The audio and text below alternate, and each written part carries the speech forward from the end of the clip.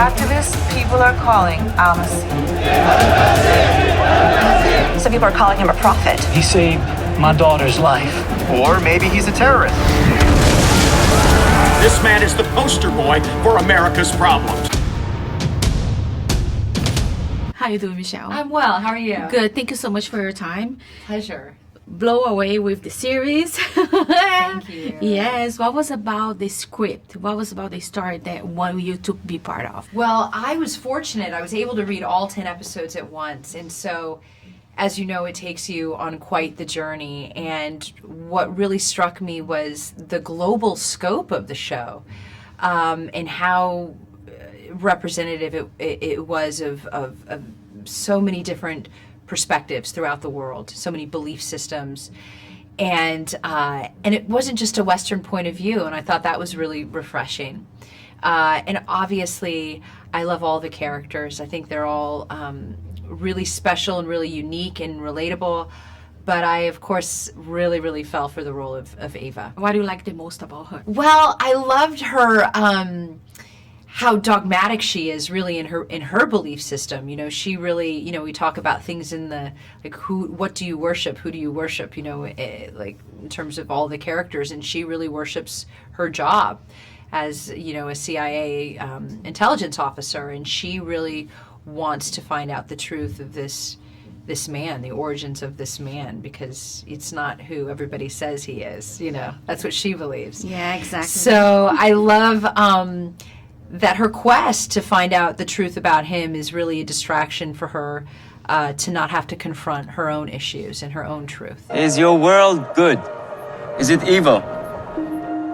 What you see will be your choosing. What I like also is like the technology, the way the technology plays a role in the story. Yes. Not giving too much away. Yes. What do you think about the technology? Well, nowadays? I think that's a really important part of the script, and of the show rather, is that, you know, we all understand the impact that technology has on all of us and our everyday life. But if something happens, if somebody kind of reveals themselves or is a public disruptor, or is gaining followers and notoriety, things can go viral really quickly.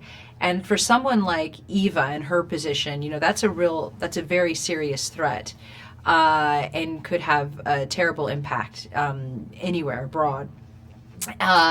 Also, you know, when you think about conspiracy theories and things like that, you know, those are all fake news. All of those things come into play throughout the 10 episodes. Yeah. Did you have like any special preparation to play her? Like any deep research or anything like that? Yeah, so I was very fortunate. Michael Petroni had done a lot of the research. And some of the things that I did study or learn was Arabic and Hebrew for the role. That is one of the elements of the show that I love, that, you know, the show is shot in English and Arabic and Hebrew, and I feel like that's very representative of the world. You know, it's very dynamic and true in that sense. And the rest of it was really behavioral. It was really trying to how to marry the profession that she is in, yet at the same time really convey how isolated she really is in her personal life, and what an insular existence she's living. I like the relationship you have with Aviran. Yeah. How was work with him? He's wonderful. I just saw him outside, actually. He's terrific. You know, we have a great working relationship, and I think also what draws the two of them together is the one thing that attracts them is their kind of shared pain. And it's the one thing that they hide from each other as best they can, but it's ultimately the one thing that draws them to one another. And their lives are quite similar. They're sort of the male-female version of each other. And they both are very isolated in that respect, and probably prioritize their work more than their personal lives, I would say. What I also like about her is the relationship with the dad. Yes. Because I live far away from my dad, and Yeah. then the phone conversations, yes, you I understand. love that. Yeah. And then how's like playing like the character over the phone. I love that. Oh, thank you for recognizing that. That's actually one of my favorite. That was one of my favorite parts of Eva is to have that really conflicted relationship. You know, parental relationships, father-daughter relationships, mother-daughter relationships. They're complicated, you know, and this was a woman who obviously really respected her father. She followed in his footsteps, you know, and also became a CIA agent. But at the same time, you know, he made some personal choices in his own life as she was growing up and very integral part of her years that have not set well with her. And so she addresses them over the course of the season and does it, you know, and yeah, it's complicated without giving too much away. But, yes, exactly. Yeah. But I really enjoy it. Thank I you. enjoy everything about it. And this season is like the first one. We are like rooting for the second one. Same, me too. Yes. And what we can expect of this first season? Well, I think what you can expect is, you know, it's definitely a thriller. It's suspenseful, and I encourage everyone to watch it with someone else, because I think everybody, depending on your own belief system, has a different takeaway for what you may believe in. You know, who this person is. Is he a divine entity? Is he the Messiah? Is he just a con man? And I think you'll identify with characters. I think all the characters are searching for something, for salvation or hope or the truth. And I think that you'll go on the journey with them, and you'll be happy you did. Yes, and then you're very like strong female character, which everybody loves it. Thank you. I appreciate that. Thank you. No, thank you so much. So nice I to think meet I have you. My, Oh, you're so sweet. because I was like, I was running out of my questions. I was like, I should have kept going. That was like the shortest 30-minute interview.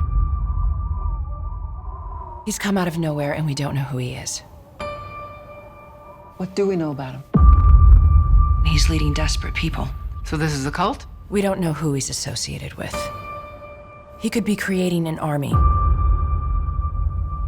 Or he could be leading them to their death.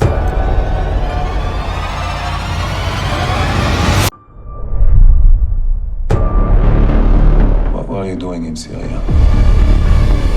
Delivering a message. A message from whom? My father. And who is your father? Who's lost it? What do you mean? He just disappears. No one just disappears. We all witnessed a miracle. He saved my daughter's life. You need to see this. Bury it for as long as you can. He didn't just click his heels and end up here. He clearly had help. You get around Syria, Israel, Texas. It's the nature of my work. and what is that work? God's work. Who do you think he is? You didn't see what I saw. And if I did, would I be calling him the second coming? How far will this new movement spread? I'm going to find out everything about you.